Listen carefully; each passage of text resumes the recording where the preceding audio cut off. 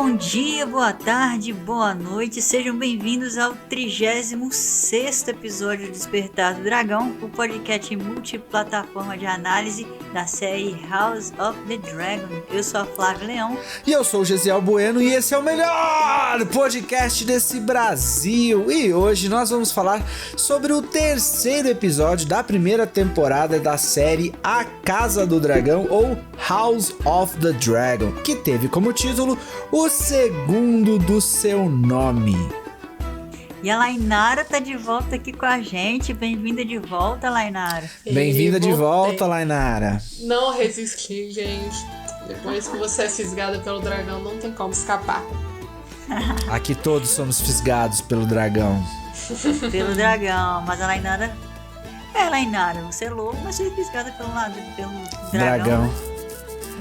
Uma hora ou outra todos são fisgados pelo dragão, não adianta, não tem como.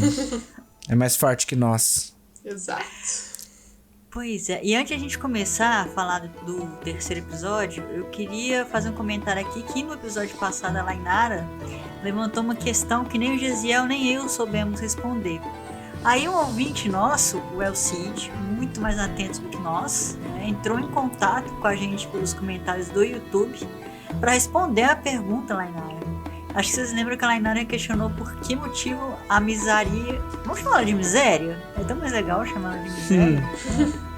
Parecia ter entendido a conversa do Daemon com a Rhaenyra em Alto Valyriano. E como o Elcid nos lembrou, é simples, Lainara. Ela não só pareceu como ela entendeu, porque ela é lisena. Então Valyriano é a língua dela. Simples assim. Gente, como é que informação é tudo, né? Quem não lê os livros, não está atento aos detalhes, essas coisas fazem toda a diferença. E passou despercebido por mim e pelo Gesiel que lemos, né, Gesiel? Mas é aquilo que eu falei pra você hoje, né? Sempre vai passar uma coisinha ou outra. É uma obra muito complexa. O próprio George R. Martin, ele mesmo se confunde. Então, é ele que criou a obra. Como que nós não vamos nos confundir, não é mesmo? E somos nós, meros mortais, né? Exatamente. Vai ver por isso que o Daemon se encantou por ela, né? Porque tinha uma semelhança. Sim, com certeza. Pessoal, eu tive uma descoberta. Eu gosto muito de sinônimos de palavras. Descobri um sinônimo de palavra nesse episódio. Vocês sabiam que a palavra mito também tem um sinônimo de Daemon Targaryen? Meu Deus. Falaremos mais sobre isso mais tarde. Não vamos dar spoilers aqui. Mas teve mito nesse episódio. Mitou. Já vamos bater cabeça com algumas coisas, Gesiel. Não sobre o Daemon, mas que as pessoas estão ignorando. Esse episódio não foi dele, foi de outro personagem. Sim, não. O episódio não foi dele. O episódio já tinha acabado praticamente, a narrativa. Aliás, eu preciso deixar um destaque aqui. Pra mim, esse foi um dos melhores roteiros até agora de tudo que foi gravado de Game of Thrones. Um dos melhores. E eu vou falar por quê, tá? Você fala de todo o universo? É por isso que eu coloquei um dos, não é o melhor roteiro. Tá. Mas é um dos melhores roteiros e eu vou falar por quê ao longo do nosso capítulo de hoje, tá? Eu achei o episódio muito bem escrito. Tipo, cara, no final ali no arco final, aconteceram umas coisas ali que eu fiquei tipo, cara... Nossa, os caras que escreveram esse roteiro foram muito bem felizes. É claro, né, que uma série não é escrita por uma pessoa. Uma série, ela é escrita pela sala de roteiro. Então são vários roteiristas que eles já chegam lá com várias ideias. E eles discutem e eles tomam ali os rumos da onde que vai, para onde que a história vai, né? E aí nessa sala de roteiro também tem os showrunners, né, que são os responsáveis principais ali. Tem também alguém ali que opina em relação à produção executiva, que é o cara que fala, esse episódio a gente tem tanto para gastar. Que, aliás, né, a gente sabe que atualmente tem uma média de 20 milhões por episódio e eles estão sendo muito bem gastos, muito bem gastos. A série está visualmente impecável, lindíssima. Assim, realmente Game of Thrones veio para revolucionar o mundo da televisão, né, das séries, porque realmente tá, tipo, é filme, cada episódio é um filme. Verdade. E o episódio, além de ele ter sido muito, ter contido muitos símbolos, ter sido lindo de se ver, de eu ficar, caraca, olha a sutileza do que eles escreveram, do que eles produziram. Ele ainda nos presenteia com um arco final que, tipo, não precisava. O episódio já tinha sido excelente. Já tinha tido ação, já tinha tido tudo. E eles finalizam com um arco que é simplesmente, tipo, você fica, hã? Oi? Que trem que foi esse? Tipo, o que aconteceu? Caraca, mano. Tipo, oi? Eu fiquei impressionado, eu amei o episódio. Mas vamos lá, vamos ao que interessa. Pois é, lembrando que a série está sendo escrita por, além de bons profissionais, fãs, né, do universo e pelo próprio George Martin, que é um cara da TV também, né? Exatamente. Tá muito acostumado. Exatamente. Então... É bom a gente lembrar que antes do George R. Martin se tornar um escritor icônico, ele trabalhava para TV, né? Ele migrou da TV para a literatura, né? E diga-se de passagem, de acordo com agora eu vou falar a minha opinião. Ele melhorou muito. Os primeiros livros do George R. Martin eram bem fraquinhos, viu? Bem fraquinhos. Você pega aquele, acho que é Wild Cards. Nossa, os primeiros são escritos... Eu não cheguei a ler tudo, eu li algumas coisas, assim, tipo... Nossa, era uma escrita bem amadora. Mas ele foi evoluindo, e no primeiro livro da Canção do Gelo e do Fogo já estava, assim, num nível maravilhoso. Foi a epifania que ele teve. Exatamente, mas a epifania tem muito a ver com a inspiração, né? Com a ideia original. E isso qualquer autor pode ter, né? No caso ele teve e isso revolucionou. Mas agora passando pro lado técnico, né? Eu acho o primeiro livro da Canção do Gelo e do Fogo, assim como todos os outros que vieram depois, muito bem escrito. Mas percebe-se que houve também uma evolução da escrita do George Martin ao longo dos livros. Eu percebo que no primeiro livro ele tem a tendência, que é uma característica de escritores iniciantes, ele tem eu tô falando quase igual o Cortella, né? Os autores iniciantes, que não sei o que eu me percebi falando isso. Mas enfim, a gente tem a tendência a escritores iniciantes, eu falo porque eu também sou escritor, né? Eu tenho os meus contos, os meus livros aí que eu escrevo. Tem a tendência a repetir termos que ele gosta. Isso é uma característica do cara que tá começando. Ele repete várias vezes o mesmo termo. E no primeiro livro, né, o Guerra dos Tronos, ele tem várias vezes, ele repete os mesmos termos, várias vezes. E nos outros livros já não mais, porque ele foi evoluindo, ele foi dominando melhor a escrita dele. Então é interessante também, né, saindo assim do audiovisual e voltando, né, para a base dessa obra, né, que são os livros, entender também o processo de criação do autor, o processo de evolução criativa dele e o processo técnico também, né? Porque quanto mais você produz, mais você faz, maior a sua experiência naquela área, mais técnico você fica, né? Você domina a técnica. Se você quer se tornar um pintor, um artista plástico, de tanto você produzir, melhor você fica. Então, acho legal, acho válido a gente comentar isso aqui.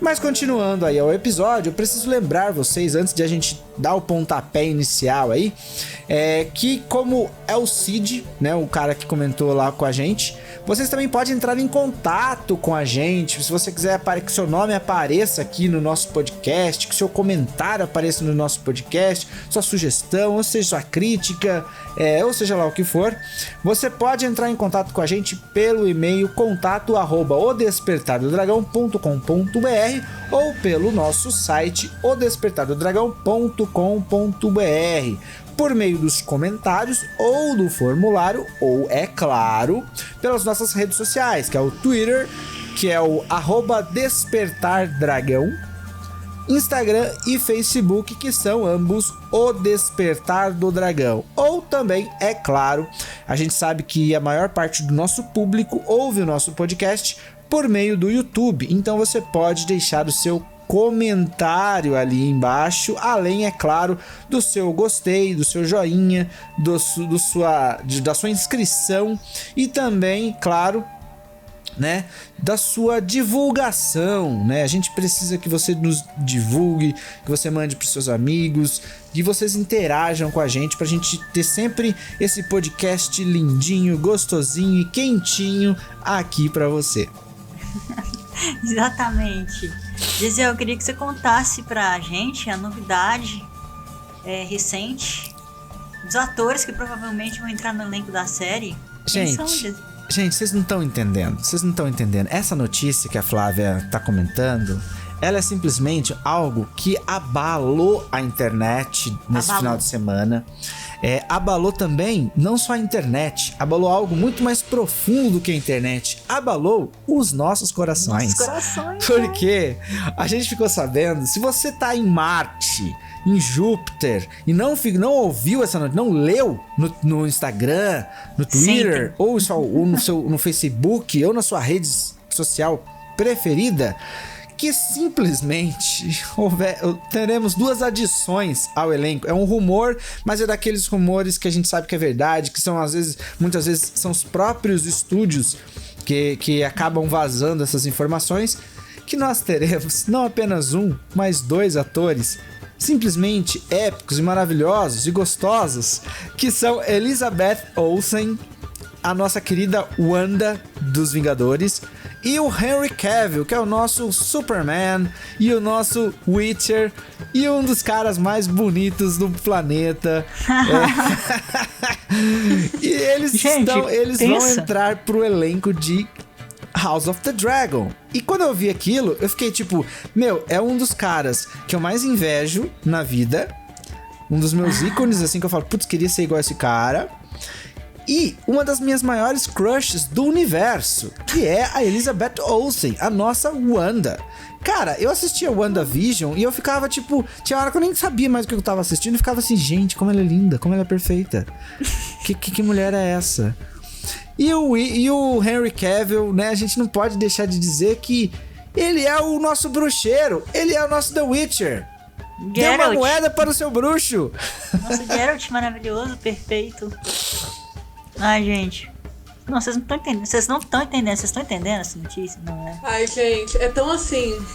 Meu Deus, é tão surreal que nem parece que é verdade. Não. Eu sou aquela pessoa, espero acontecer pra comemorar, mas se vier vai ser ícone.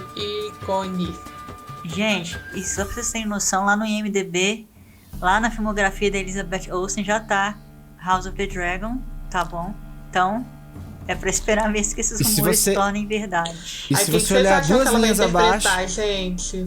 E se você olhar 2 linhas abaixo ali no IMDb, vai estar escrito assim, na filmografia dela, né, os grandes feitos dela, vai colocar assim, conquistou o coração do Gisele Bueno também. Mas quem que vocês acham que ela vai interpretar? Nem ideia. Cara, pra mim não faz a menor diferença. Eu só quero que seja uma personagem que fica muito tempo na série. É igual o Henry Cavill. Pra mim ele pode fazer igual a primeira temporada de The Witcher. Ele pode só ficar assim...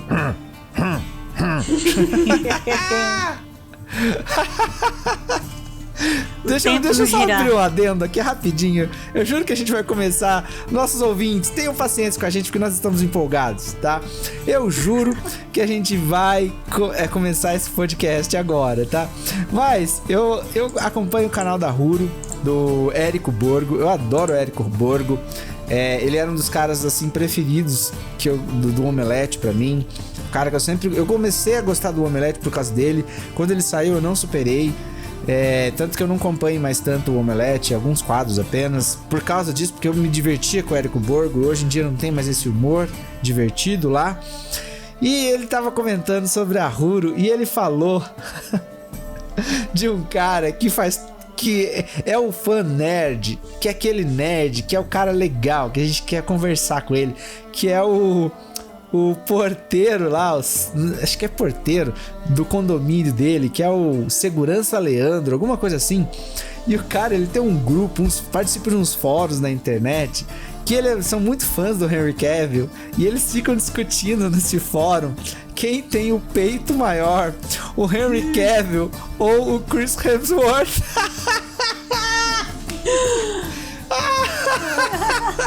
É um assunto que eu teria muito. Amplo debate. Estão vendo? É esse aí. Mas bom, então vamos pro episódio, galera? Bora. Vamos lá, a gente começa de novo nos degraus, onde a guerra vai começar. Aliás, Ziel, a despeito do seu comentário sobre tirania, né, no episódio passado, o Daemon vai fazer exatamente o que a Rhaenyra sugeriu no Pequeno Conselho. Chegou lá queimando tudo com Carax, matando piratas, gente da Triarquia e até os próprios conterrâneos dele do Westeros, né? Sim, a gente essa cena, ela, diferentemente da outra que eles fizeram uma coisa meio mórbida, né, no episódio passado, e que eles utilizaram ali um Orange and Teal. Quem não sabe o que é isso, é quando você utiliza as cores primárias, o ciano em contraposição com o laranja, que dá uma cena mais contrastada, mas eles foram mais pro teal. Então tem mais ali um ciano ali na praia, ali, aquela cena ali deixou uma coisa meio mórbida. Isso lembra aquele amarelado que eles deixaram, em contraste ali com o ciano, dá aquela impressão de, além de dar a impressão do mar, né, aquela sensação do mar, né? Dá a impressão da morte, da coisa podre e tudo mais. E essa cena, ela começa com uma paleta de cores bem diferente, porque a intenção da cena é diferente. Se antes era só o pós-ataque e a morte, agora é desespero. Então é uma paleta muito mais quente ali, predominando o amarelo e o vermelho. E o vermelho, quando você vê cenas que tem bastante vermelho, isso remete à morte, à ameaça, ao perigo.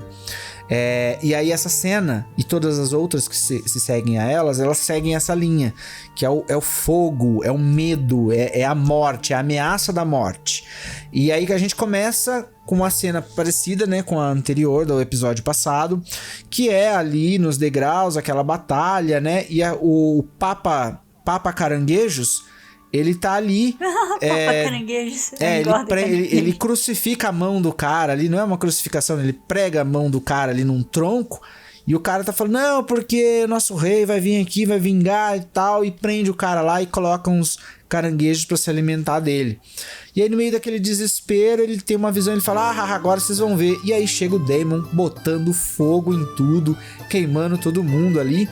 E aí ele fica olhando, ele vê a imagem do Carax chegando, né? E ele fala, meu príncipe, me salva, me salva. E o Daemon tá pouco se lixando pra ele, pisa com o dragão em cima do cara, matando o cara, né? Matando tanto os seus aliados quanto os seus inimigos, mostrando que aquilo ali não era uma missão de resgate, e sim uma missão de ataque. E isso foi muito badass por parte do Daemon. Sim, e a gente viu que mesmo com o dragão lá, a situação não foi resolvida, né? Porque se passaram 3 anos e a guerra não só acabou, como piorou. Ô, gente, me fala uma coisa aqui, vocês acham que o Daemon parece mesmo o Maegor? Eu acho que não. Ele tem sim características dos Targaryen, tá? Ele é impiedoso, tem graus de crueldade, é agressivo, é orgulhoso, mas eu não vejo o Daemon completamente vingativo e não justo. O Daemon é justo. Ele é um cara que ele ama o irmão, ele ama os parentes, algo que nós não vimos no Maegor. Ele ama, Fala aí, gente. Lainara. Ele ama. Se você pegar a cena do episódio passado, você percebe o quanto ele respeita a Rhaenyra. Mas ele no tem final sentimentos. desse episódio não mostra, assim, que ele tem uma grande consideração, né? A gente vai chegar lá, mas... Não, mas é que a gente tá comparando com o Maegor, e o Maegor não tinha. O Maegor não tinha nada. Ele matava parentes como se fossem nada. Eu não consigo imaginar esse Daemon da série matando os parentes sem demonstrar rancor, sem demonstrar empatia. Ele tem ali um certo respeito principalmente pelos Targaryen. Tem uma cena que do episódio passado, que quando o Serpente Marinha começa a falar mal do Viserys, ele fala, opa, só eu que posso falar mal do meu irmão. Então ele tem aquela coisa da família, proteção pela família, e ele tem essa sensação de que nós, Targaryen, somos superiores. Tanto que todas as tretas que ele tem é sempre por isso. Não, nós somos superiores. Façam alguma coisa. Viserys, reaja. Essa que é a grande implicância com o irmão dele. Ele não mataria Targaryen daquela forma. Mas como são outros povos, dane-se. Os outros povos são povos inferiores. Os Targaryens são superiores. Então, eu não consigo imaginar ele como o Maegor, apesar de ter, sim, algumas similaridades. Mas o Maegor era muito mais cruel, muito mais injusto.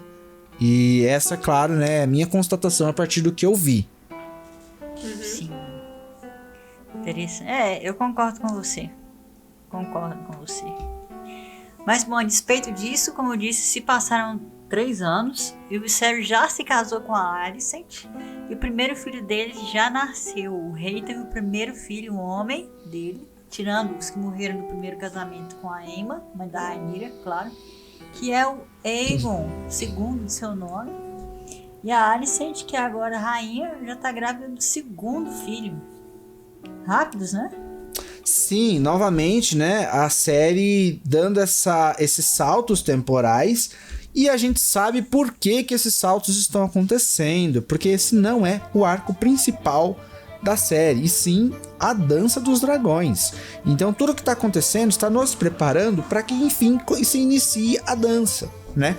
Então a gente sabe que esses saltos temporais é para se aproximar do arco principal ali da história, onde nós vamos ter ali os personagens mais velhos, né? As crianças também mais velhas, pra, enfim, começar ali os principais conflitos. Eles querem chegar nas tretas de família o mais rápido possível, né? E um detalhe, né? Quem olha e vê aquela criancinha sorridente ali... Tão bonitinho. Não, tão mesmo, bonitinho, né? Tão fofinho, não sabe o demônio que esse menino se tornará. Ai, gente, mas se o Henry Cavill for o Aegon, eu passo pano que for, viu? Não vai ser. Não vai ser ele, não. Não faz sentido. As idades não batem. Mas eu acho que ele tem cara de novinho, vocês não acham, não? Não, Henry Cavill novinho? Que isso, Não. gente? Não. Ele não é, mas... Não dá. Ele não imprime isso. Ele não imprime Aegon. Porque se fosse imprimir Aegon, eles teriam que colocar uma Rhaenyra e uma Alicent muito mais velhas. E as atrizes que vão interpretar elas mais velhas não são velhas, são jovens. Até porque... Tá na casa dos 30, né? Sim, até porque elas precisam vender essas personagens precisam ser queridas. Então precisam ser atrizes mais joviais e bonitas. Pra gente poder torcer por elas. Pro público poder... Pra poder gerar hype no público. Né? Se colocarem atrizes mais velhas... não vai gerar tanta identificação por parte do grande público, que é a maior parte do público desse tipo de série são as pessoas na casa dos 30 anos e, óbvio, né, pessoas mais jovens, dos 30, da fase dos 30 a 40 para baixo. As pessoas maiores de 50 anos, não é que elas não assistem a série, mas elas não são o principal público-alvo. Essas pessoas geralmente se interessam por outros tipos de séries. Sim. Então, não faz sentido comercialmente pra série. E eu acho que ele não vai ser nem um Targaryen, porque eu acho que se colocarem ele louro, vão confundir com Geralt. Exatamente, eu ia falar isso. Eles não vão colocar ele com cabelo branco, cabelo loirão. Senão... Porque senão é o Geralt. Eles vão falar assim, o Geralt. Ó o Geralt lá. Vai, Geralt, solta o sinal de Aard ali no Daemon. Pois é. Mas enfim, a passagem de tempo eu achei que iria me incomodar, mas não incomodou, porque é aquela coisa.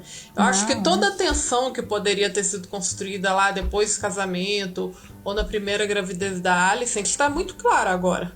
E às vezes está até pior, né, as tensões, porque a Rhaenyra tá vendo toda aquela tensão e ela pensa, meu pai só falou por falar que eu vou ser herdeira dele e tal. Ela vive aquele conflito interno, né? E o Viserys, coitado, tá no conflito ainda maior. E brilhou assim nesse episódio. Vamos falar disso. O ator, gente, Constantino, né? Fred Considine. Isso. Gente, ele entregou tudo. Nossa, eu fiquei comovida pelo Viserys. E nesse episódio ele demonstrou assim, apesar dele estar bem vulnerável, todo cheio dos conflitos internos, finalmente ele se posicionou. Ele ficou pistola, mas ao mesmo tempo não é uma imposição positiva, que ele tá se afogando lá no vinho e se irritando e tudo, e nada tá bom. Então, pra mim o episódio foi do Viserys, não foi do Daemon, não foi da Rhaenyra, foi do Viserys. Eu tenho algumas ressalvas, mas eu vou esperar a gente chegar nos trechos específicos para eu poder comentar algumas características aí de cada personagem, tá? Eu acho sim esse ator muito bom, mas na minha opinião não foi ele que entregou a melhor performance em questão de atuação, tá? Eu acho ele excelente, eu acho todo o elenco, eu acho muito bem acertado, porém eu acho que as cenas dele, isso que te comoveu, foi mais um acerto do roteiro antes de qualquer coisa, tá? A parte de roteiro, a parte de montagem, isso dá muito impacto ali na forma como a gente vê o personagem, a forma como a câmera corta pro personagem, isso trabalha muito, isso mexe muito com o nosso emocional, sabe? Influencia a nossa opinião. Mas o ator, a gente percebe outras coisas na atuação, tá? E aí eu gostaria de comentar mais pra frente uma pessoa aí que, na minha opinião, impressionou mais nesse episódio em questão de atuação dramática, tá? Mas vamos falando por partes. Não tô tirando mérito do ator, eu acho ele excelente, gostei pra caramba. Também me emocionou algumas cenas. Eu acho que tudo que aconteceu com ele nesse episódio foi muito coerente ali com a história. Eu entendi, ele deixou bem visível assim pra gente entender o que o personagem tá passando. E isso eu acho mérito total do ator, tá? Da atuação. Mas teve uma pessoa ali que me impressionou mais. Falaremos mais sobre isso daqui a pouco. Aguardem. E aí a gente percebe que o Viserys ele não tá muito ligado nessa guerra, né? Ele não tá querendo saber muito. Ele tá todo feliz porque... Na boa, Viserys não tá querendo ser rei. Essa é a verdade. Ele quer tudo menos ser rei. Ele quer ficar comendo bolo. Ele quer ficar comendo bolo, ele quer ficar fazendo as paradas e não quer ser rei. Os castelinhos de pedra dele lá. Sim, tudo que ele faz, percebam, tudo que ele faz é pra fugir dos problemas de ser rei. Tudo. Tudo que ele faz. Até, a gente vai falar sobre isso agora, mas até ali tentar fazer a Rhaenyra se casar, ele não age como um rei. Um rei não pergunta se a filha quer se casar ou não. Ele pode até perguntar ali nas câmaras deles ali e né, sozinho, perguntar a opinião dela, né? Um rei justo faria isso. Mas no rugir das carruagens, né, em público, ele não abre espaço para ser questionado. Ele não dá piti, igual a gente viu ele dando. Ele ordena. Você vai casar com ele. Acabou. Não tem essa. É rei. Eu sou rei. Eu não sou seu pai agora. Agora é o rei que tá falando. Saca? Mas tudo que ele faz pra fugir ali dessa obrigação ali com o reino, né? E um comentário, gente. Nossa, os dedos dele tá muito podre. Coitado. Tá definhando, literalmente. Nossa, a posição. Os dedos dele estão... E essas cenas dos dedos do Viserys, eles fazem ali um certo diálogo, um simbolismo, mais um dos simbolismos ali que esse episódio trouxe pra nós, que é o rei está, né, conforme a gente vai vendo as coisas acontecer, conforme ele tá perdendo aliados, conforme ele tá gerando esse problema, esse estresse com a Rhaenyra, a gente percebe que o rei está no sentido literal e no sentido figurativo perdendo a mão do reino. E isso pode ser em várias esferas. Ele tá perdendo a mão do rei, que é o Otto. E ele tá perdendo a mão do reino, ele tá perdendo seus aliados, ele tá perdendo a credibilidade, ele tá perdendo seu poder. Que cada um desses erros que ele comete, por se manter ali na inércia, ele tá perdendo a mão. Até a filha ele tá perdendo. Exatamente. Coitado. Pois é, ele tá... Naquele momento ele tá todo feliz porque eles vão comemorar o aniversário de 2 anos do Aegon. Num acampamento ali na Mata do Rei. Mas tem alguém ali que não tá participando daquela alegria, que é a Rhaenyra. Ela aparece lá isolada, lendo debaixo de uma árvore coração. É importante lembrar disso, né? Porque os Targaryen seguem a religião dos Sete. Mas lá na Fortaleza Vermelha tem um represeiro. A gente viu isso também em Game of Thrones. E a Alicent chega pra chamar a Rhaenyra pra eles irem viajar. E a Rhaenyra tá claramente irritada. Dá pra perceber que a amizade delas não tá nem perto de ser o que era antes. E ela não quer ir acampar, não quer caçar. Mas acaba sendo compelida, né? Acaba tendo que ir. Um detalhe que é importante a gente comentar dessa cena, que é um detalhe mesmo, sutil, é que a gente percebe que a Rhaenyra, ela está demonstrando óbvios sinais de depressão, tá? Como que a gente sabe disso?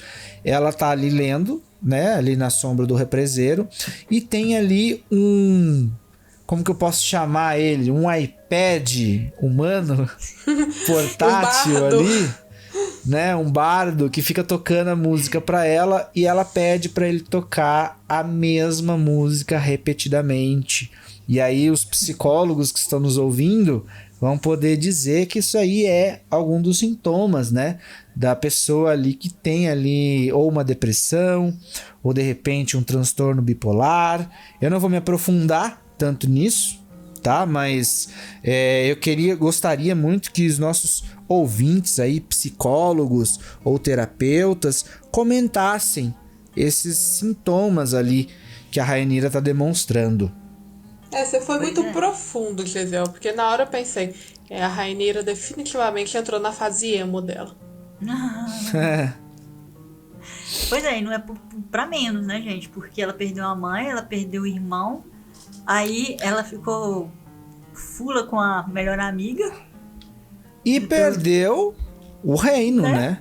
Perdeu a herança, né?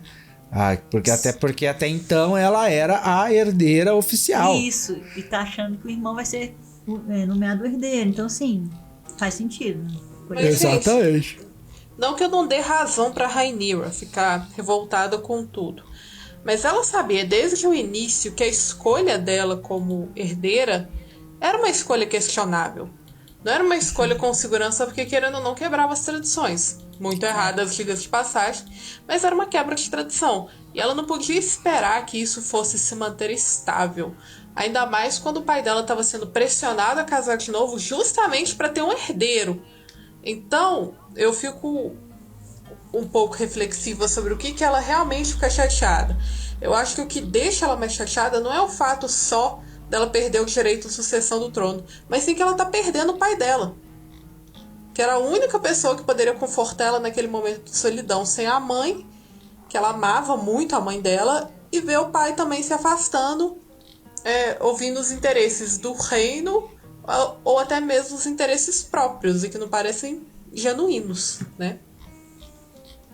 Sim, eu também acho que ela esteja, sim, preocupada com a perda do pai, né? Mas outras evidências ali durante o episódio, algumas linhas de diálogo dela ali, demonstra que ela, apesar de tudo, sim, ela tinha esperança de ser a rainha, sim. De se tornar a rainha de Westeros. Mas são muitas frustrações acumuladas, sim, sabe? Porque a gente sabe que Game of Thrones, né, esse universo de Game of Thrones, tem todo mundo no fim quer o trono. É o maior prêmio ali que todo mundo quer. Essa sempre foi a raiz de todos os problemas, né? Mas como eu falei, nessa fase adolescente dela, são muitas frustrações e muitos sentimentos, pelo menos na minha percepção. Às vezes, depois que o pai dela se for, quando for a fase adulta, aí vai mostrar uma Rhaenyra mais sangue no olho pelo trono, sabe? Só que agora, por mais que ela queira o trono, ela também queria o pai dela. Então, exatamente. Eu não sei se vocês perceberam também, não sei se vocês prestaram atenção na música que o bardo, o Gesiel, chamou de quê? De iPad? O iPad portátil. Mais uma vez falando sobre a Niméria. Isso. Né? E os 10 mil navios. Então, Aham. Preste atenção, porque no futuro pode ser que a gente tenha essa história. Sim, Bom, lembrando continuando. que Niméria, né, no futuro vai ser a loba da nossa querida Sansa. Sansa não, da área. Da Arya, nossa, eu pensei na Arya e falei Sansa, não sei porquê. Da Arya, gente. Exatamente. A Niméria que nos livros se torna uma loba justiceira, vigilante, que tem ali uma gangue de lobos e fica atazanando as pessoas ali nas florestas. Isso. Mas não, continuando, a Alicent tá gravidíssima e ela vai viajar, a doida, né, com o barrigão, toda incomodada. E a Rhaenyra até comenta se era prudente ela viajar naquelas condições. Não era, né, mas acaba dando tudo certo. E quando eles chegam lá no lugar do acampamento, tem tipo uma galera lá, vários senhores e senhoras do Westeros. E a gente acaba percebendo que aquela festa, além de ser a comemoração do aniversário do príncipe Aegon, é também uma forma de Viserys conseguir um marido pra Rhaenyra, que agora, né, na série deve estar com 18 anos, né? Uhum. Lainara, pelo amor de Deus, o que você achou daquele Lord Jason Lannister? Porque eu achei ele ridículo. Ai, gente, pelo amor de Deus. Mata, queima, esquarteja, faz tudo. Lannister sendo Lannister. E é engraçado, né? É curioso a gente comentar que nessa fase, os Lannisters, eles não tinham o poder que eles têm em Game of Thrones, né? Não era nem de longe a casa mais rica, muito menos a casa mais poderosa. Eles eram uma casa menor ali. Mas a gente percebe aí nessa participação que são os Lannister tentando ali galgar o seu caminho ao topo, né? A gente já percebe que eles são sim extremamente ambiciosos e é isso, são os Lannister ali galgando ali os degraus para sua evolução. Porém, a gente percebe... Não acho isso não, que eles são a casa menor. Não, Eles sempre disputaram a casa mais rica com a casa Velaryon. Sim, não, mas uma casa menor em comparação a Game of Thrones, a fase de Game of Thrones. Eles são muito menores e eles ainda não eles deram... são menos comentados, né? Sim, mas eles ainda não deram aquele boost de casa mais rica, mais foda de todas. Ainda não. Vão acontecer algumas coisas que vão torná-los isso. Mas de qualquer forma, a gente percebe ali a intenção, né, a ganância deles, a intenção de se aproximarem cada vez mais do reino, do trono e aumentar ali o seu poder, né, seu poder político. Alpinistas sociais. Oi? Super alpinistas sociais. Exatamente. E a gente percebe a forma escrota ali como ele tenta cortejar sem sucesso a Rhaenyra. Credo. Que é bastante diferente da forma como ela é cortejada ali por outros personagens mais pra frente, né? Pois é, ela se aborrece, né, com essa abordagem. Vai lá, briga com o pai na frente de todo mundo, pega o cavalo e sai cavalgando a toda velocidade. Mas o Criston Cole, que é o protetor dela também, né, vê ela e sai atrás dela. Ele consegue alcançar, mas ela se recusa a voltar pro acampamento. Ela fala que tá um dia muito bonito, que ela quer passear pela mata do rei, mas na verdade ela quer ficar longe de todo mundo, daquela politicagem toda, né? Ela tá se sentindo uma moeda de troca, né? Uma mercadoria do pai dela para fazer bons acordos políticos. E melhor ainda, né? Ela tá na companhia daquele gatinho que é o Criston Cole. Uma coisa que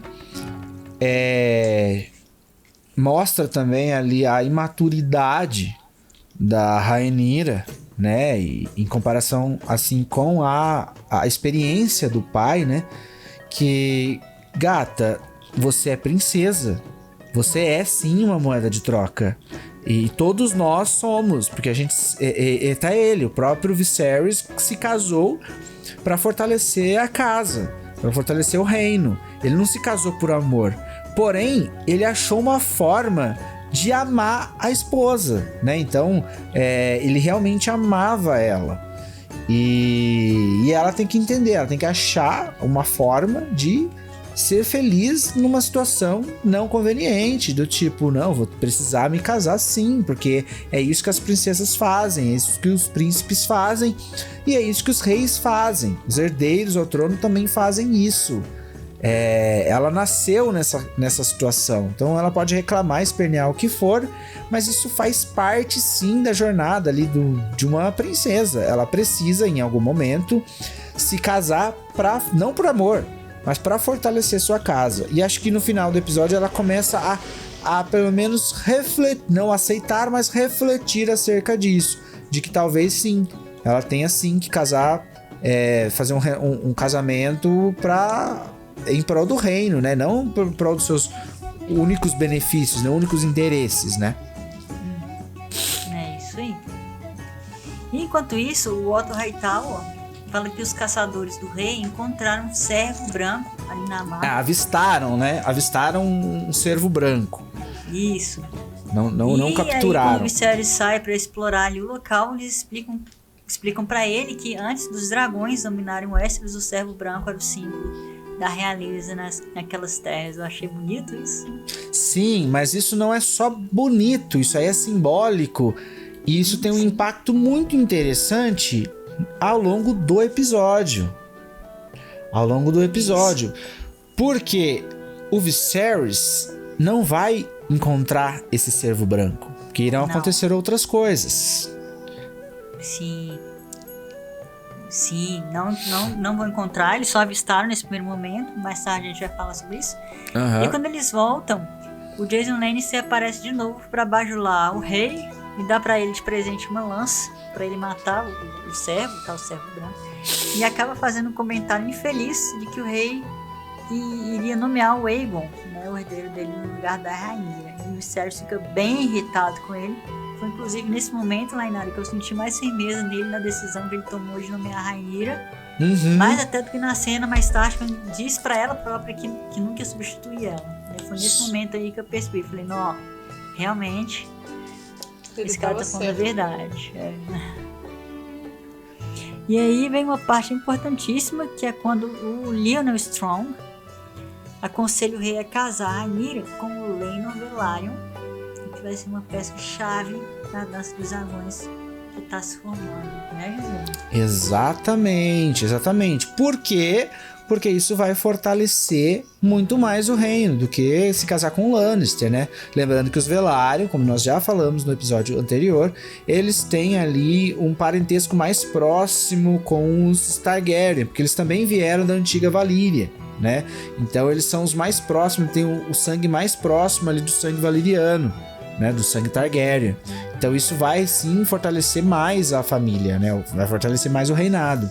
Não só na questão da raça, que isso vai ser importantíssimo, mas também na questão política, até porque a gente sabe que um dos maiores nomes ali, um dos maiores poderes que nós temos ali é o Corlys Velaryon, né? O Serpente Marinha. Isso, já que o Viserys se recusou a casar com a Laena, então que a Rainha se case com o Laenor. E é bom te lembrar que apareceu um personagem que vai ser importantíssimo mais pra frente, que é o Larys Petorto Strong. Vocês viram, né, gente? Aham. Ele apareceu, nosso como é que chama? O Varys, nosso Varys da vez é o Petorto. Mas ele, assim, só aparece mesmo, ainda não é relevante, né? A gente volta então na Rainira. Ela ficou à noite, né? Chegou à noite, ela e o Criston Cole estão acampados sozinhos, afastados, né? Conversando, ele tentando convencer ela a voltar para junto do pessoal e tal, e ela ignorando essas tentativas. Quando então eles escutam um barulho e um javali sai correndo feito um maluco da mata, atropela o Criston Cole e vai para cima da Rainira, que começa a se engalfinhar com o porco, né? E começa meio que rolar com ele no chão. Chega, o Criston consegue enfiar a espada no bicho. E quando ele sai, a Rainira levanta, tira um punhal, não sei de onde, e começa a... Ele dá um último esgarçar ali e ela percebe que ele ainda tá vivo, né? E aí ela putaça, começa a esfaquear o bicho, se embebedando de sangue muita dele. Raiva. É uma cena incrível. Ela apunhala de novo, e o sangue vai espirrando nela toda, né? Eu até arrepiei aqui só de lembrar. Essa cena foi boa demais. E aí a gente corta pra amanhã, né? Pra amanhã ali, onde tá acontecendo a caçada. Não corta pra essa cena, não. Corta pra cena linda do Viserys conversando com a Alicent na frente de uma lareira. Ah, é verdade, esqueci dessa cena. Nossa, devia estar muito calor ali. E, cara, é nesses detalhes que a gente vê a qualidade do trabalho, né? Que o Jezé estava falando. Porque eu não sei se vocês estão lembrando que o livro em que a série é baseada se chama Fogo e Sangue. E a gente acabou de sair de uma cena em que a Rhaenyra toma um banho de sangue e vai direto para uma cena em que o fogo tá tomando conta de tudo. Então, assim, é muito detalhista, é muito minucioso. Inclusive, a gente vai ter algo parecido de novo ainda nesse episódio, só que na cena final, que a gente vai falar ainda. Foi simplesmente sensacional. Né? Mas nessa cena da fogueira, o Viserys está tendo meio que uma crise existencial. Ele não para de se questionar, né, sobre e não para de beber também, né? Fica questionando sobre como o universo tinha guiado a vida dele, que ele não sabia que ia ter um filho, que ele não sabia que ia casar de novo. E aí eu comecei a achar ele meio chato. Foi. Vocês não acharam, não? Aí começou a ficar chato. Aí ele tá fugindo total dos problemas, né? Ele não tá sendo... Ele realmente se decide que ele não quer mais ser rei, assim, não quer agir como um rei. E fica ali se lamuriando e bebendo como se ele fosse uma pessoa comum. E ele não é, né? As decisões dele influenciam a vida de, tipo, todo mundo nos Sete Reinos. Exatamente. E aí sim, depois dessa cena linda da fogueira, que eu achei uma das mais bonitas, inclusive, eu tava aqui vendo de novo pra gente gravar aqui o episódio, e fotografia maravilhosa, né? E na manhã seguinte o rei vai caçar. Eu achei muito interessante o jeito que o rei caça, gente. Não, peraí. O rei não caça, essa é a verdade. Primeiro os caçadores ficam horas caçando na mata. Aí eles capturam o animal, prendem ele, seguram ele até o rei chegar. Aí alguém entrega uma lança pra ele, ele só tem o trabalho de enfiar a lâmina no bicho. Acabou. E nem isso ele fez direito. Isso. Exatamente, ele tem que fazer 2 vezes pra conseguir matar o javali, o cervo ali. Pois é. Que não era o branco, diga-se de passagem. Não era o branco. Porque eles não encontram o cervo branco. Quem que acaba se deparando com o cervo branco? Na manhã seguinte, né, depois da caçada ali do Viserys, a Rhaenyra está ali ainda com o Criston Cole, num penhasco, observando ali a paisagem, e aí aparece o cervo branco, né, numa cena lindíssima ali, naquela manhã ensolarada ali, e o Criston Cole, né, responsável pela proteção da princesa, saca a espada, e ela fala, não. Ela percebe, ninguém havia falado pra ela, mas ela percebe ali pela beleza daquele animal e pela serenidade com que ele vem se aproximando, que ele não vai fazer mal pra ninguém, que é um momento especial ali, é um momento mágico, né? Então ela tem aquele momento ali de troca de olhares com o cervo, e o cervo vai embora, deixa eles pra lá, mas a Rhaenyra tem ali o seu momento mágico ali, né? Com ele ali... E eles retornam pro acampamento. Ah, gente, mas vamos combinar? Ia ser do caralho se a Rhaenyra tivesse matado o cervo e chegado com ele assim, nas costas do cavalo. Linda! Mas aí eu não ia gostar, porque o cervo, ele é um símbolo. Ele é um símbolo de beleza. E se ela matasse ele, pra mim ia ser uma coisa do tipo, cara, você tá matando Westeros. E não é isso que a Rhaenyra tem em mente. Ela não é essa personagem, não é esse símbolo. Faria sentido, por exemplo, o Aegon fazer uma coisa dessa, sabe? Até talvez o Daemon, não sei. Ou alguém da Alicent, sei lá, não sei. Mas a Rhaenyra fazer isso, pra quem lê os livros, sabe que não faz sentido simbolicamente. A gente não pode esquecer que nós estamos ali numa narrativa audiovisual, né? A fotografia conta a história, as imagens contam a história, não é só o que está sendo dito ali, que está sendo mostrado, né? Essas outras coisas também fazem parte ali de uma coisa extra, além do que está sendo mostrado, mas o que aquilo significa para a história também. E aquele cervo, ele tem outro significado, né? Até porque eles simbolizam a riqueza dos tempos de outrora, né? E aí a gente tem uma cena que eu acho assim... que é a cena que pra mim faz o maior acerto do roteiro. Porque tá todo mundo ali, o rei comendo, né? Todo mundo comendo ali aquele cervo que eles mataram. Que o rei não teve nenhum esforço ali ou nenhum mérito real pela morte daquele bicho. Tá comendo ali algo que veio pra ele de mão beijada. E chega ela toda imponente, toda poderosa, com as mãozinhas pra trás ali. A Rhaenyra. Coberta de sangue. Toda visceral ali, carregando aquele javali. Que ela matou com as próprias mãos. E aí a gente percebe que enquanto o rei não quer ser rei, a Rhaenyra tem isso dentro do DNA dela. E ela é a rainha que faz o que precisa ser feito. Ela enfrenta.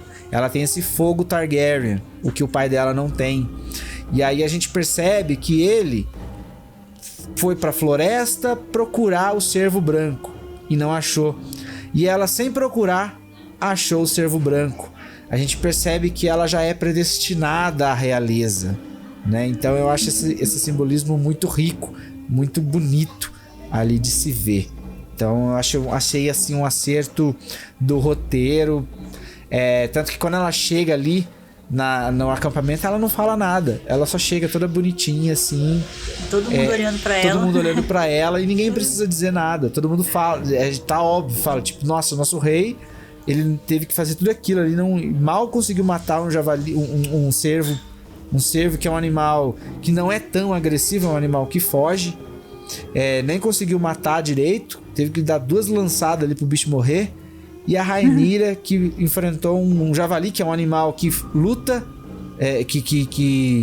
que contra-ataca, né? Ataca de volta.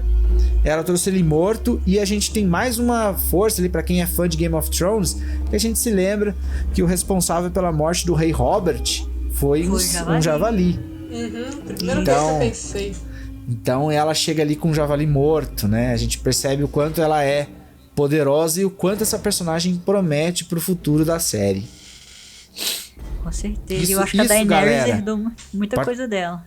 Isso, galera, que tá nos ouvindo. Isso aí se chama narrativa audiovisual. Quando todos os elementos, a direção de fotografia, o roteiro, a direção, tudo, né? O som, o desenho de som, tudo conta a história. Então isso aí é narrativa audiovisual, galera. Isso aí é cinema. Isso aí é o que a gente gosta de ver. Isso aí é alta qualidade. Altíssima qualidade. Mas então, eu comentei que eu acho que a Daenerys herdou muito da Rhaenyra. Acho as duas bastante parecidas. Então, chegamos no grande momento. A última cena desse episódio, lá nos degraus. Cena, vamos chamar de sequência, porque... Sim. Depois que a gente já achava que o episódio já tinha acabado, que eles já nos tinham entregue tudo, eles me mandam uma sequência de cena ali que eu fiquei tipo, cara, por que vocês não guardaram isso pra um outro episódio? Não, como assim? Eles nos surpreenderam. Pegou todo mundo de surpresa. Exatamente, a gente vê lá que começa nessa sequência com o Serpente Marinha, o Laenor e o irmão do Serpente Marinha, né? Eles lá fazendo estratégia de guerra. E a gente vê mais o Laenor. Finalmente, né? Ele não tinha aparecido direito ainda. E o Jaziel, você lembra que no livro, quando eu falo do Laenor, ele é um cara assim que não gosta muito de mulher, né? Não gosta muito? Ele não gosta muito de mulher. Aliás, ele gosta, mas as mulheres pra ele são divas. Ele gosta tanto de mulher que ele queria até ser uma. Pois é, e na série ele tá lá no meio da guerra. Então, sim. Sim, tanto que quando eu vi o Laenor, eu fiquei tipo, sério que é esse Laenor? Eu achei que fosse um cara mais... Mas ok, eu gosto disso. Eu não gosto de coisas muito caricatas. Até porque Gente, nós estamos em 2022. A gente tem que ter representatividade com respeito. Se você vai mostrar homossexual, que mostre com respeito, sabe? Sem caricatura, sem frescura. Entendeu? Olha Eu o rei gosto lá disso. barato, o irmão do Robert. Ele apareceu pouco, mas a presença dele ainda impunha alguma coisa, né? Mas isso não tem nos livros. Esse personagem, esse homossexualismo, ele só é sugerido, não é definido. No caso do Laenor já é diferente. No caso do Laenor, a gente tem comprovações no livro que ele fugia da cama da Rhaenyra pra ir pra cama do Ricardão. Exatamente. E assim, é porque eu não consegui imaginar o personagem do Laenor, pelo que a gente lê no livro, no meio da guerra. Porque ele não é só homossexual, né? Ele é um fraco. Essa que é a grande verdade dele. É um personagem fraco. E depois ele ainda apareceu montando um dragão, gente. Exato. Exatamente. A minha crítica a essa cena foi, vocês falaram tão bem dos efeitos práticos e tudo. Eu acho que eles não botaram dedicação suficiente nessa cena do Laenor, porque eu achei meio artificial, fundo. Eu não sei, eu achei muito CGI. Não foi igual quando o Daemon tava montando, ou quando a Rhaenyra tava montando, sabe? Eu tive problemas com essa cena também. Com essa sequência em alguns momentos ali. Também não curti, não. Tem uma cena ali. Só eu que reparei. Tem uma cena que o próprio Daemon tá ali queimando os caras ali, que mostram os takes do dragão ali, que é meio esquisito, parece bonequinho, sabe? Uns ângulos meio feios, assim. E o Caraxes já tem uma forma meio peculiar, né? O Caraxes é esquisito. Alongado, parecendo uma cobra. Uhum. É estranho ele, né? Tem, tipo assim, quando você vê só o pescoço dele, é legal, porque ele é o primeiro dragão pescoçudo. Mas quando você olha ele com detalhes, assim, você fica tipo, nossa, peraí, velho. Calma aí, tem um negócio esquisito aqui. Sabe? Tipo, tem um negócio estranho, assim, nele voando, ele parece meio feito de borracha. Não tem um aspecto reptiliano realista. É uma coisa meio borrachada, assim. Enfim, não me tirou do episódio, mas me causou um certo estranhamento, sim. Foi, não é? Eu não cheguei a reparar, né, nesses detalhezinhos, não. Mas tudo bem. Vocês estão falando, e eu acredito, agora que vocês estão falando, me veio à cabeça a cena, e realmente, as cenas do Daemon eram melhores. Uhum. Mas então, aí o Viserys manda uma carta pro Daemon. E o Daemon recebe essa carta. Aí ele lê, faz uma cara, larga a carta e toma uma decisão. Quer contar, Gisiel? É uma coisa... Aí que tá, eu ia falar sobre méritos de interpretação dramática, e a personagem, assim, que mais me interessou, mais me chamou a atenção em relação à interpretação foi a Rhaenyra, porque, na minha opinião, ela foi a atriz ali, nesse episódio, que mais mostrou nuances de interpretação. A gente percebe como a personagem sai de um momento mais sério e vai para uma coisa mais ela sai do momento mais depressivo e vai para uma coisa mais de imponência. A gente percebe até uma evolução na personagem, sem falas, mas ali pelo olhar da personagem, né? A gente percebe que ela não exterioriza tanto os sentimentos e demonstra isso apenas com o olhar. E eu gosto muito dessa interpretação mais intimista, sabe? Mais minimalista. Eu acho que quando você resolve só nos diálogos, é muito pobre, sabe? Eu gosto disso, eu gosto dessa interpretação mais... não só fala, não só resolvido na fala, mas sim no olhar do ator. E eu acho que ela demonstra muito isso, e o ator que também faz um pouco disso, dá esses relances, é o Matt Smith, que interpreta o Daemon, né? A gente percebe ele ali, ele lê a carta, ele dá um sorrisinho, e do nada ele pega o elmo e começa a descer o cacete do mensageiro. E a gente sabe, cara, não bate no mensageiro. E ele começa a arregaçar o cara ali, e ele toma uma decisão. Ele simplesmente pega uma canoa e vai sozinho lá pra onde estavam ali os inimigos. Numa cena no mínimo emblemática, porque ele não comenta nada com ninguém, ele não planeja nada, ele simplesmente age.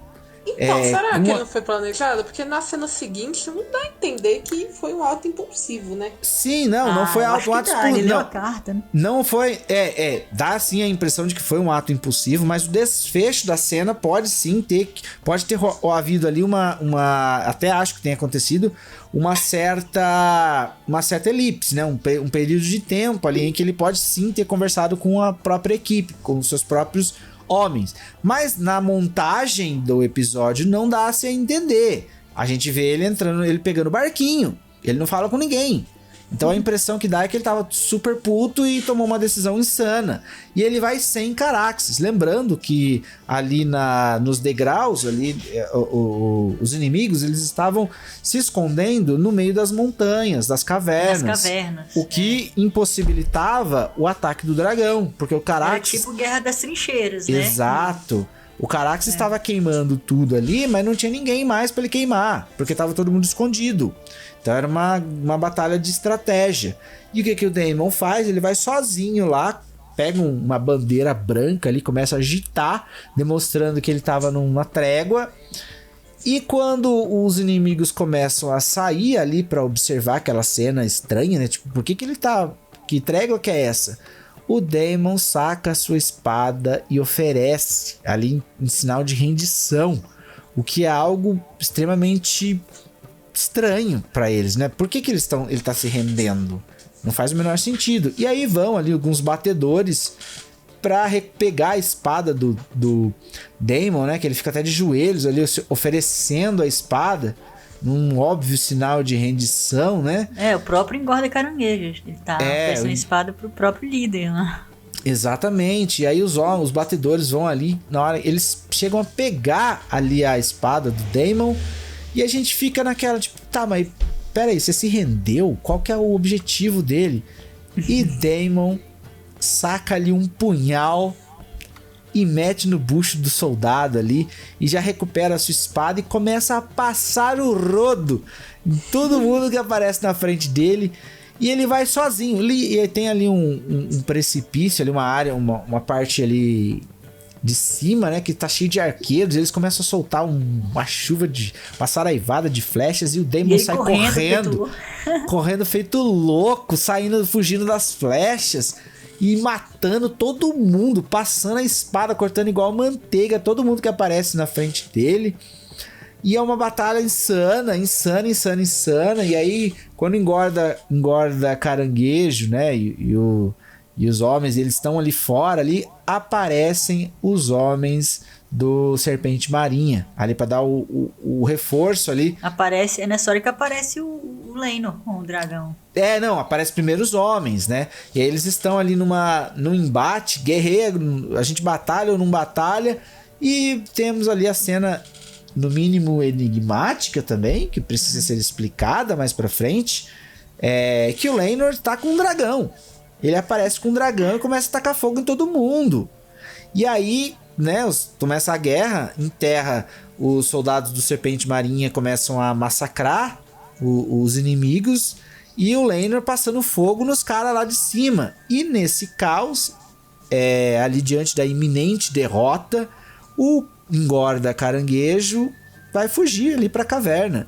E Daemon, que já tomou umas flechadas ali, mas não tá comprometido, ele vê essa cena e vai sozinho lá pra caverna enfrentar o engorda caranguejo, que não acho que seja um grande combatente, né? Porque tanto que eles nem se dão ao trabalho de mostrar essa luta. Nem sei se houve uma luta, acho que foi mais uma execução ali.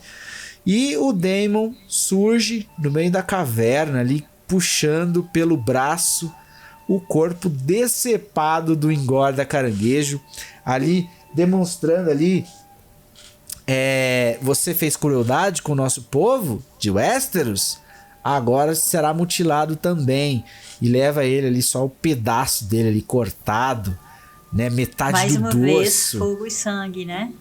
Depois que o Laenor acabou de tacar fogo em tudo, sai ele coberto de sangue. Exato, ele tá imundo de sangue, tá feio. Tá horroroso. Tá horroroso, né? E ele sai ali numa cena que foi mito total, mitagem total do Damon. Matt Smith, esse ator, tá chamando a responsa pra ele, tá incrível. E essa sequência de cena, pra mim, eu achei assim, o episódio foi perfeito e não precisava. Mas é uma surpresa boa, uma surpresa marcante e que deixou esse episódio acima de um episódio lindo, acima de um ótimo episódio, um episódio memorável, um episódio épico, um episódio maravilhoso. Amei. Eu também. E você, Lainara? Gente, realmente não tem onde botar defeito. Eu só acho que a guerra poderia ser de meio episódio e não nos últimos 10 minutos, né? E outra, aqueles arqueiros... cena de guerra é mais cara. Sério, bom saber. E aqueles arqueiros que estavam mirando no Damon fizeram escola Stormtrooper de qualidade, porque ninguém acertava no sujeito. Não, mas é que a gente tem que entender também que são soldados, né? Eles não têm o mesmo treinamento, né? É igual quando o Jon Snow vai pra muralha e fica lutando com os caras que, tipo, não tiveram um treinamento de cavaleiro. O Daemon treina desde a infância, né? E ele tem uma arma que é de aço valeriano. Então, enquanto as espadas resvalam nas armaduras, aço valeriano corta aço e carne ao mesmo tempo, né? Como se fosse papel. Eu achei muito interessante a reação que ele teve, porque foi muito... Prefiro morrer do que ter a ajuda do meu irmão. Tipo que me virou as costas tantas vezes, tipo assim... Eu tô nessa guerra há 2 anos e só agora que você mandar ajuda? Eu vou ganhar essa guerra na força do ódio mesmo. Foi na força do ódio, exatamente. Essa é a definição. Tipo, não, eu vou resolver essa merda sozinho. Dane-se vocês. Engole seus 10 navios. Vou mostrar porque que eu sou o maior guerreiro desse Westeros, né? Exatamente. A gente sabe que não é o melhor, né? Ele já perdeu pro Christian Cole. Mas, enfim. Mas segundo melhor. Né? Exato. Bom, então é isso, pessoal. Essa foi nossa análise do segundo episódio. Segundo não, né? Do terceiro episódio da série. Se vocês tiverem alguma dúvida ou pergunta, ou quiserem comentar esse episódio, entrem em contato com a gente pelo e-mail, pelo formulário do site, pelas nossas redes. E claro, não se esqueçam, espalhem nossa palavra por aí, recomendem nosso podcast, beleza? A gente volta na semana que vem com mais House of the Dragon. E antes de a gente acabar, galera, só um adendo aqui que eu queria falar aqui pros internautas, pra essa galerinha jovem que tá na internet aí. Galera, nós temos uma outra série que é impressionante, sim, O Senhor dos Anéis. E se você está assistindo O Senhor dos Anéis, Os Anéis do Poder, não fica apostando, o Senhor dos Anéis é mais legal, House of the Dragon é mais legal. Galera, nós só não estamos fazendo agora um podcast sobre O Senhor dos Anéis porque nós não temos tempo. Mas nenhuma série é melhor do que a outra, cara. As duas séries são lindas. Então, ao invés de você ficar falando, a série tal é melhor, a série tal não é melhor que a outra, é pior. Cara, assista as duas e seja feliz. Ok? Nós estamos recebendo presentes, né? Somos presentes. E se você que é fã, que é fã do Tolkien, que é nerd como eu, e tá achando ruim aí, falando, mas tem um elfo preto, sei lá, na boa, cara, vai refletir aí sobre sua vida, representatividade sim, tá? Se não tinha nos livros anteriores, se não tinha nas séries, nos filmes anteriores, graças a Deus que nós temos hoje, tá? Então, seja feliz e deixe o outro ser feliz também, ok?